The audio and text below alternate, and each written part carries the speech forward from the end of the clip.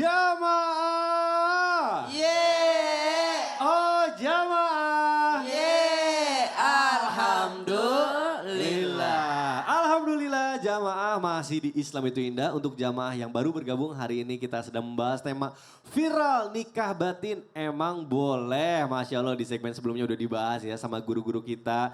Pernikahan itu ada syarat-syaratnya. Kalau misalnya salah satunya ada yang tidak terpenuhi, nah itu patut dipertanyakan. Jangan sampai pernikahan secara batin itu kelihatannya udah wah gimana gitu ya. Tapi secara syariat malah merusak gitu ya. Nah baik akan kita lanjutkan lagi pembahasannya. Tapi sebelumnya saya mau ajak dulu jemaah untuk nonton dulu. Ini ada tayangan mengenai perbedaan sebelum punya anak dan setelah punya anak. Kita saksikan sama-sama. Silakan. Waduh, tapi kayaknya emang bener tuh relate banget. Kalau udah punya anak itu sensitif ya. Biasanya tuh skala prioritasnya berubah. Nah makanya jadi kayak lebih galak gitu istrinya. Kak Menda kayaknya ngerasain nih di rumah nih. Ngerasain karena aku tahu nih Durin anak itu capek. Makanya seorang istri tuh pengen istirahat tuh apa me time-nya tuh di saat anak tidur. Punya waktu buat nonton. Banget, itu bener banget. Baik Ustazah izin nih kita lanjutkan lagi pembahasan kita mengenai tema kita di pagi hari ini. Nah Ustazah ngomongin soal nikah batin.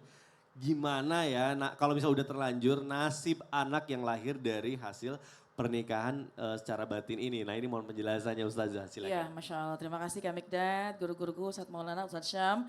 Bismillah, walhamdulillah, wassalatu wassalamu ala rasulillah. Jamaah sekalian, anak adalah menjadi salah satu tujuan dalam pernikahan ya. Tapi bukan satu-satunya tujuan, hanya bagian saja.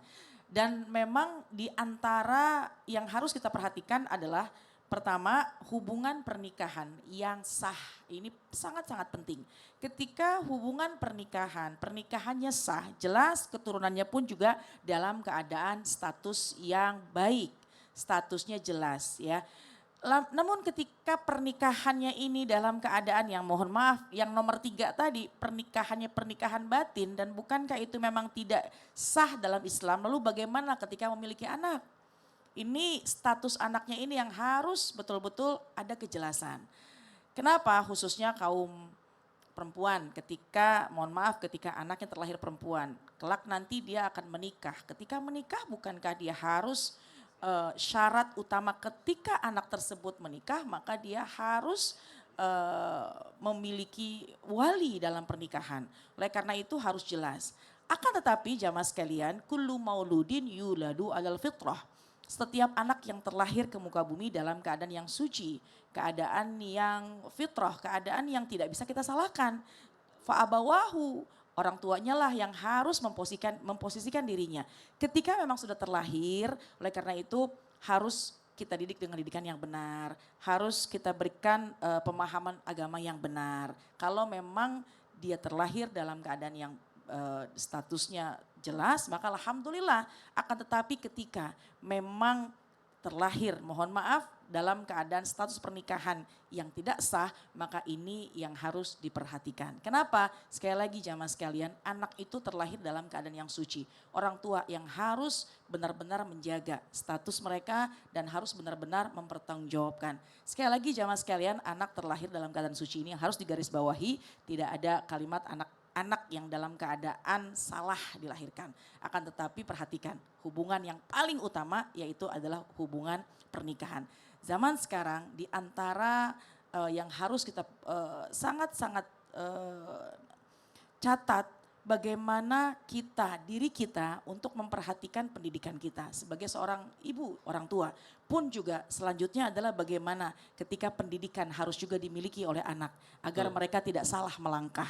Agar mereka tidak menghalalkan berbagai macam cara. Dan pondasi agama harus sangat kuat agar mereka tahu yang mereka jalankan sesuai dengan tuntunan syariat. Betul, Masya Allah. Makanya Islam itu sangat menjaga, ada syarat-syaratnya karena ini dia ya. Betul. Ada efek dominonya, maksudnya panjang gitu. Panjang. Anaknya kasihan, nanti istrinya juga Kalau gitu ya. anaknya terlahir perempuan, Nah, ketika itu dia. statusnya nggak jelas, maka nanti ketika dia menikah, Walinya juga. juga harus jelas. Itu Itu yang dia. harus, makanya kenapa dari awal pernikahan harus jelas sahnya. Baik, Masya Allah. Baik, terima Terima kasih, Kak kasih Linda. Ustazah Nada.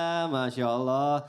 Terima kasih banget nih tim Islam itu Indah mengangkat tema yang Masya Allah luar biasa. Jadi bukan hanya sekedar viral, tapi ini juga kita bahas tuntas. Nah sekarang guru kita Karena udah ada di sini. ini juga pembicaraan di masyarakat. Betul sekali. Nah baik kalau Ustadz Maulana sudah berdiri di samping saya, kita masuk dulu deh ke dalam segmen Ustadz bertanya, kami menjawab. Saya Silakan. mau tanya, nah. Boleh Ustadz Maulana mau bertanya sama siapa? Mak, Oh my God udah dipegang. mak mau ditanya?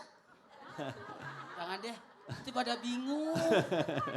Aku Padahal udah cari. siap. Nah, bapak ya istrinya.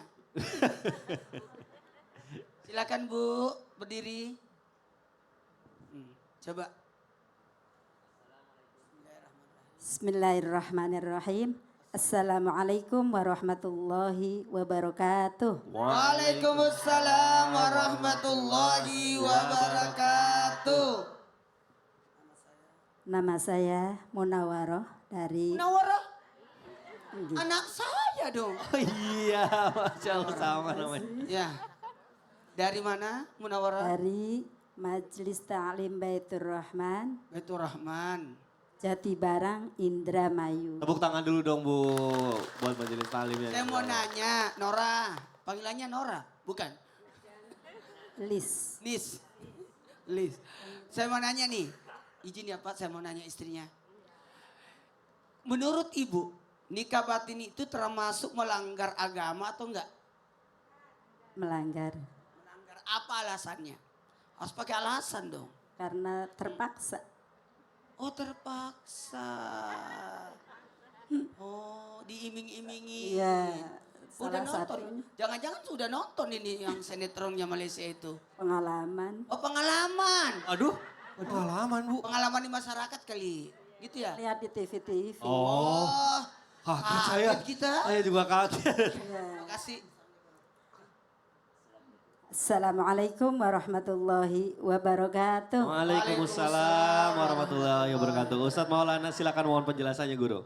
Izin Ustaz Sanada yang Masya Allah Tabarakallah. Kemarin saya ketemu saudaranya semua di pesantrennya. Ustaz Masya Allah Tabarakallah. Bismillahirrahmanirrahim. Allahumma salli ala sayyidina Muhammad wa ala sayyidina Muhammad. 4 Zulqaidah hari ini semoga kita mendapatkan keberkahan di Jumat pertama di bulan Amin. Zulqaidah. Ya Allah, ya Rabbal. Pertanda insya Allah sekitar ya 4 bulan lagi kita akan Idul Adha. Jamaah Yeay. berbicara tentang nikah batin. Apakah pernikahan batin itu melanggar ajaran agama Islam? Mohon maaf ya, saya perjelas dulu. Setiap daerah mungkin beda-beda. Biasanya nikah batin, maksudnya gini. Udah nikah batin belum? Jangan belum nikah batin. Nikah batinnya udah.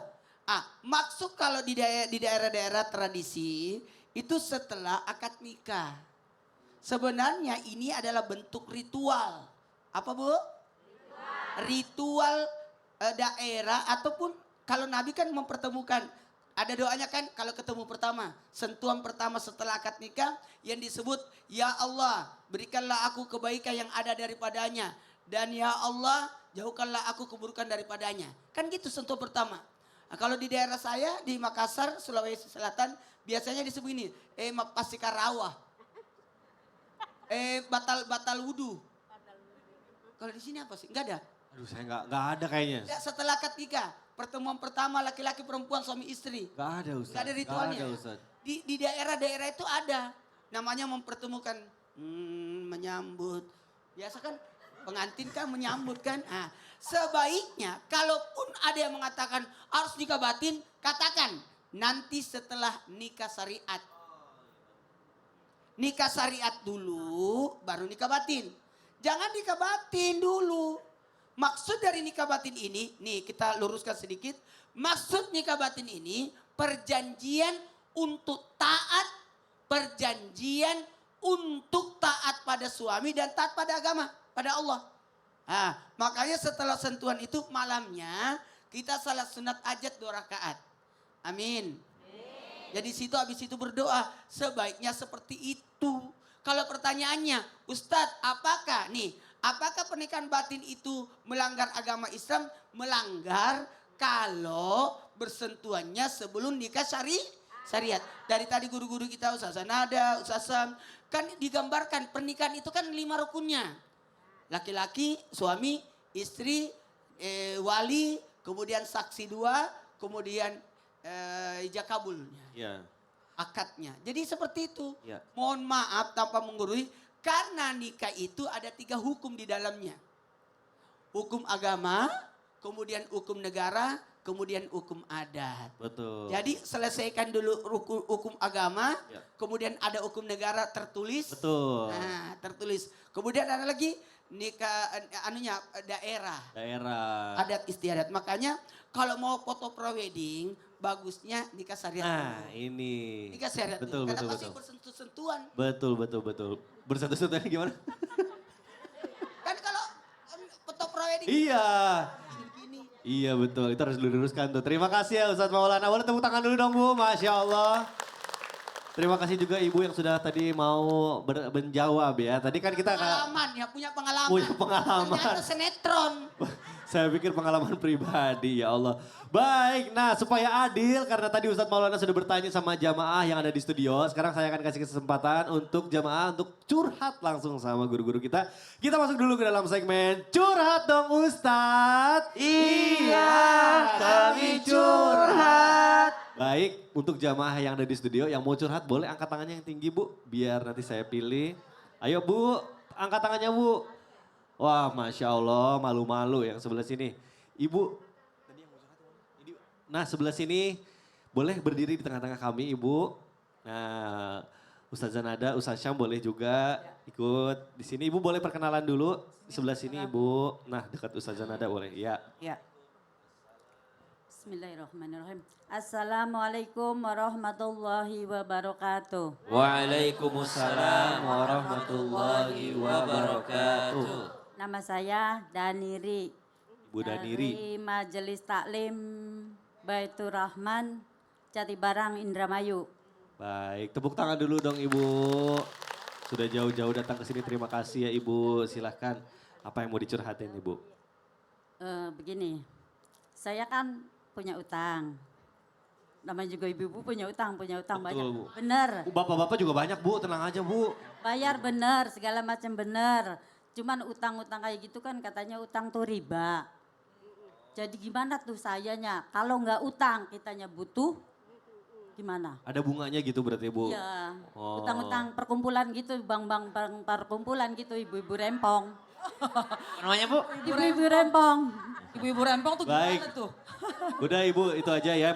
Oke Ustazah Nada dulu. Iya. Silakan. Pertanyaannya, sebenarnya kalau minjem uang itu boleh nggak sih? Tentu jawabannya adalah boleh. Ya, kita punya kebutuhan, kita punya hajat, ada yang mau minjemin, alhamdulillah kita pun mau minjem sama saudara juga boleh, diperbolehkan dalam Islam. Akan tetapi, tolong catat supaya nggak masuk dalam riba. Apa itu riba? Kullu qardin jarron naf'an fahuwa riba. Kullu qardin jarron naf'an. Setiap pinjaman yang bisa mendatangkan kemanfaatan. Contoh, ibu pinjamnya 10 juta. Ibu pinjam 10 juta, ya balikinnya 10 juta. Ibu punya uang, ngasih pinjam orang 5 juta. Ibu pun nerimanya harus 5 juta. Jangan ada naf'an, jangan ada kemanfaatan. Kenapa? Karena logikanya orang kalau minjem uang dia dalam keadaan susah. Ya, hikmahnya Islam itu luar biasa. Nggak mau menyusahkan orang yang sedang susah. Udah jatuh ketimpa tangga pula. Jadi jangan ada tambahan, jangan ada kemanfaatan yang bisa merugikan orang yang pinjam uang. Karena hakikatnya orang pinjam uang kan lagi susah. Itu yang penting boleh minjem asal jangan ada tambahannya itu. Ya, itu Bu. Ya. Ada lagi, emang Ibu udah selesai utangnya? Ada tambahan nggak Bu? Ya ada tambahannya. Maksudnya buat kitanya tuh gimana gitu. Kita kan punya utang, bayarnya kayak gitu. Gimana? Gimana bayarnya? Oh, Baik, dosanya gimana maksudnya? bayarnya? Kalau mau Bayarnya taubat bener. gimana? Maksudnya kitanya tuh, Ya. sayanya tuh gimana ya? Katanya riba gitu, Iya. udah dibayar benar. Cuman kitanya tuh gimana karena kena dosa. Dosa atau enggak gitu ya Bu? Ya, Baik.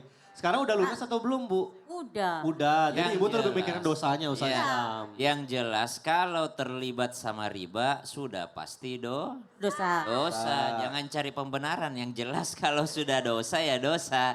Iya. Bagaimana kalau terjebak di dalamnya ya tetap dilunasin. Subhanallah.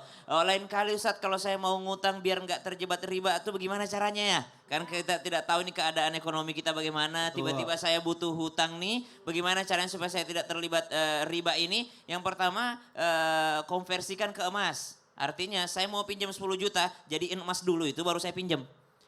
Jadi saya pinjamnya emas, berapa gram gitu, misalnya 10 gram. Jadi nanti balikinnya 10 gram. Ya, nanti balikin 10 gram juga karena Anda pinjamnya 10 gram emas. Ini tidak riba karena 10 gram dibayar dengan 10 gram. Tapi bukan harganya ya, ganti dulu dengan emas. Tapi lebih ribet lagi kayaknya ya Bu ya. Karena nilai mata uangnya kan fluktuatif ya Ustadz. Jadi Ya. subhanallah Ibu perlu disadari bahwa hutang piutang itu diperbolehkan tapi benar-benar buat kebutuhan subhanallah. Jangan buat gaya-gayaan hutang tuh. Kenapa? Hutang tuh dibawa sampai di pengadilannya Allah subhanahu wa ta'ala. Kalaupun tidak bisa mampu bayar, ada orang memang tidak bisa bayar, ini bisa dimaafkan sebenarnya. Orang yang tidak mampu bayar hutang itu bisa dimaafkan kalau dia miskin banget. Pilih mana? Mau dimiskinkan banget sama Allah biar enggak bayar hutang gitu subhanallah. Jadi Ibu silakan bertaubat kepada Allah Subhanahu wa taala dan jangan diulangi lagi. Kan Ibu udah lunas kan? Udah. Udah alhamdulillah. Jangan diulangi. Alhamdulillah. Baik Ibu terima kasih sudah curhat ya. Tahan dulu. Baik jamaah. Jangan kemana-mana setelah yang satu ini kita akan kembali lagi masih dalam tema kita di pagi hari ini. Viral nikah batin emang boleh tetap di Islam itu indah. Jamaah oh jamaah. Alhamdulillah. Ibu terima kasih. Boleh silakan duduk kembali.